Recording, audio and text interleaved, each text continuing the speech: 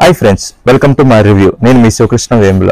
నందమూరి బాలకృష్ణ, బాబీ కొల్లి కాంబోలో వస్తున్న సరికొత్త movie dock Maharaj. ఈ సినిమా ఈ నెల 12వ తేదీ సంక్రాంతి కానుకగా వరల్డ్ వైడ్ గా విడుదలకు సిద్ధమైంది. ఈ క్రమంలో ఈ సినిమాకు సంబంధించిన ట్రైలర్ ను మూవీ మేకర్స్ రిలీజ్ చేశారు. మనం ఒకసారి ఈ ట్రైలర్ ను గమనించినట్లయితే, అనగనగా ఒక రాజు ఉండేవాడు. చెడ్డవాళ్ళంతా ఆయనను డాక్ అనేవాళ్ళు. నాకు మాత్రం మహారాజ్ అనే డైలాగ్తో ఈ ట్రైలర్ ప్రారంభమవుతుంది.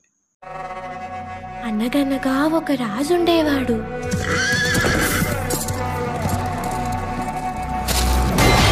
చెడ్డవాళ్ళంతా ఆయన్ని డాకు అనేవాళ్ళు. మాకు మాత్రం మహారాజు.